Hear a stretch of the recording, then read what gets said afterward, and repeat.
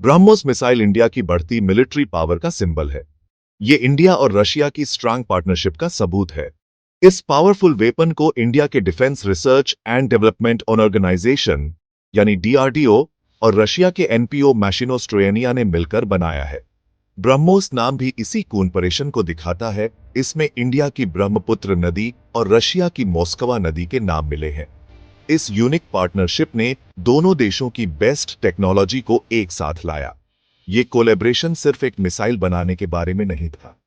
ये दो देशों के बीच एक टेक्नोलॉजिकल ब्रिज बनाने जैसा था। इंडिया और रशिया ने अपना एक्सपर्टीज, रिसोर्सेज और विजन शेयर करके एक ऐसा वेपन बनाया जो मॉडर्न वॉरफेयर को बदल देगा। ब्रह्मोस प्रोजेक्ट ने डिफेंस टेक्नोलॉजी में इंटरनेशनल कोलैबोरेशन की पावर दिखाई। ब्रह्मोस प्रोग्राम इंडिया में टेक्नोलॉजिकल एडवांसमेंट का एक बड़ा कारण भी रहा है। इसने प्रोपल्शन, गाइडेंस और मटेरियल साइंस जैसे एरियाज में इंडिजिनस टेक्नोलॉजीज और एक्सपर्टीज को डेवलप करने में मदद की है। इन एडवांसमेंट्स का इंडियन इकोनॉमी के दूसरे सेक्टर्स पर भी पॉजिटिव असर पड़ा है। ब्रह्मोस प्रोजेक्ट एक शानदार उदाहरण है कि जब देश एक कॉमन गोल के लिए साथ मिलकर काम करते हैं तो क्या हासिल हो सकता है।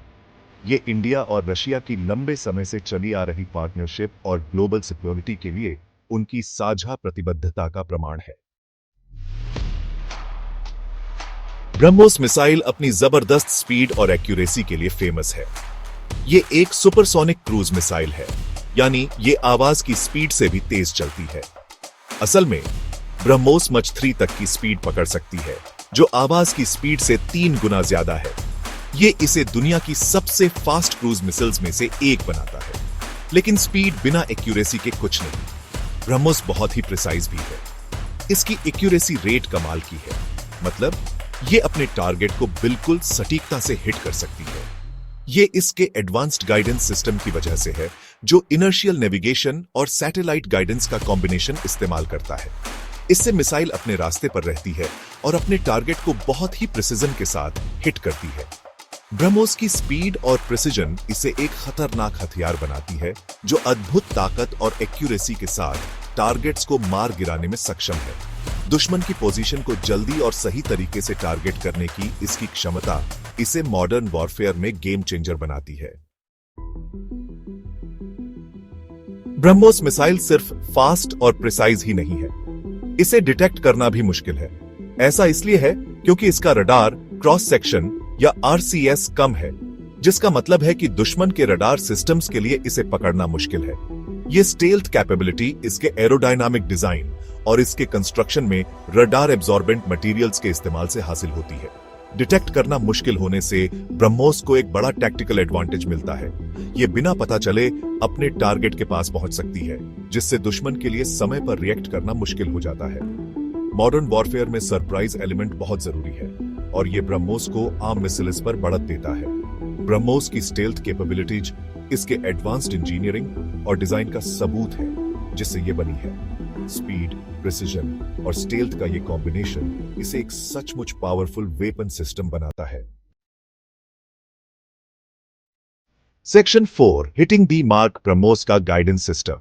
ब्रह्मोस मिसाइल एक सोफिस्टिकेटेड गाइडेंस सिस्टम से लैस है, जो यह सुनिश्चित करता है कि यह अपने टारगेट तक सटीकता से पहुंचे। यह सिस्टम इनर्शियल नेविगेशन और सैटेलाइट गाइडेंस के कॉम्बिनेशन का यूज करता है। इनर्शियल नेविगेशन सिस्टम मिसाइल के इंटरनल कंपास की तरह काम करता है, जिससे यह बिना किसी एक्सटर्नल सिग्नल के भी अपने रास्ते पर बनी रहती है। इसके साथ सैटेलाइट गाइडेंस भी है, जो सैटेलाइट से सिग्नल का यूज करके मिसाइल की पोजीशन को लगातार अपडेट करता है और इसके ट्रैजेक्टरी को रिफाइन करता है। यह डुअल गाइडेंस सिस्टम यह सुनिश्चित करता है कि ब्रह्मोस लंबी दूरी पर भी अविश्वसनीय रूप से सटीक हो। यह लगभग परफेक्ट एक्यूरेसी रेट के साथ टारगेट्स को हिट कर सकती है, जिससे कोलेटरल डैमेज कम होता है और इम्पैक्ट ज्यादा होता है। ब्रह्मोस का गाइडेंस सिस्टम इसके डेवलपर्स की एडवांस टेक्नोलॉजिकल कैपेबिलिटीज का प्रमाण है। मिसाइल के गाइडेंस सिस्टम को अलग अलग फ्लाइट पाथ्स को फॉलो करने के लिए भी प्रोग्राम किया जा सकता है। इससे ब्रह्मोस दुश्मन के डिफेंस से बच सकता है और इसके टारगेट को सफलतापूर्वक हिट करने की संभावना बढ़ जाती है। टारगेटिंग में यह फ्लेक्सिबिलिटी ब्रह्मोस को एक वर्सटाइल वेपन बनाती है, जिसे विभिन्न कॉम्बैट सिचुएशंस में इस्तेमाल किया जा सकता है। Section 5 A trio on of power, BrahMos variants. BrahMos missile एक वन साइज फिट्स ओनल वेपन नहीं है। ये 3 मेन वेरिएंट्स में आती है, प्रत्येक को अलग अलग लॉन्च प्लेटफॉर्म्स के लिए डिजाइन किया गया है, लैंड बेस्ड, सी बेस्ड और एयर लॉन्च्ड। यह वर्सटिलिटी ब्रह्मोस को एक हाईली एडेप्टेबल वेपन सिस्टम बनाती है, जिसे विभिन्न ऑपरेशनल सिनेरियो में तैनात किया जा सकता है। लैंड बेस्ड वेरिएंट को मोबाइल लॉन्चर्स से लॉन्च किया जाता है, जिससे यह हाईली मोबाइल और टारगेट करना मुश्किल हो जाता है। सी बेस्ड वेरिएंट को जहाजों और पनडुब्बियों से लॉन्च किया जा सकता है, जो नेवल वॉरफेयर में एक महत्वपूर्ण लाभ प्रदान करता है। एयर लॉन्च्ड वेरिएंट को एयरक्राफ्ट से लॉन्च किया जाता है, जिससे इसकी रेंज बढ़ जाती है और दुश्मन के इलाके में गहरे टारगेट पर हमला करने की क्षमता मिलती है। लॉन्च प्लेटफॉर्म्स की यह विविधता ब्रह्मोस को एक हाईली एडेप्टेबल वेपन बनाती है। इसे जमीन, समुद्र और हवा से तैनात किया जा सकता है, जिससे कमांडर्स को ऑपरेशंस की प्लानिंग और एग्जीक्यूशन में अधिक फ्लेक्सिबिलिटी मिलती है। Section 6 conquering the heights, mountain warfare में ब्रह्मोस। ब्रह्मोस मिसाइल की क्षमताएं समतल इलाके तक सीमित नहीं है। अपने एडवांस्ड ब्लॉक 3 वेरिएंट की बदौलत यह पहाड़ी क्षेत्रों में भी बेहद प्रभावी है। यह वेरिएंट विशेष रूप से चुनौतीपूर्ण पहाड़ी इलाकों में ऑपरेशंस के लिए डिजाइन किया गया है, जहां पारंपरिक मिसाइलें अक्सर प्रभावी ढंग से युद्धाभ्यास करने के लिए संघर्ष करती हैं। ब्लॉक 3 वेरिएंट में एक स्टीपर डाइव कैपेबिलिटी है, जिससे यह संकरी घाटियों से होकर नेविगेट कर सकती है और पहाड़ों के पीछे छिपे टारगेट्स को हिट कर सकती है।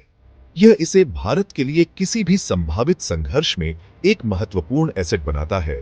इसकी सीमाओं के साथ पहाड़ी इलाके को देखते हुए, पहाड़ी इलाकों में ब्रह्मोस की प्रभावशीलता इसके डिजाइनरों की प्रतिभा का प्रमाण है। यह मिसाइल की एडेप्टेबिलिटी और चुनौतीपूर्ण ऑपरेशनल वातावरण को दूर करने की इसकी क्षमता पर प्रकाश डालता है। यह क्षमता इसे पहाड़ी क्षेत्रों में काम करने वाली किसी भी सेना के लिए एक मूल्यवान एसेट बनाती है।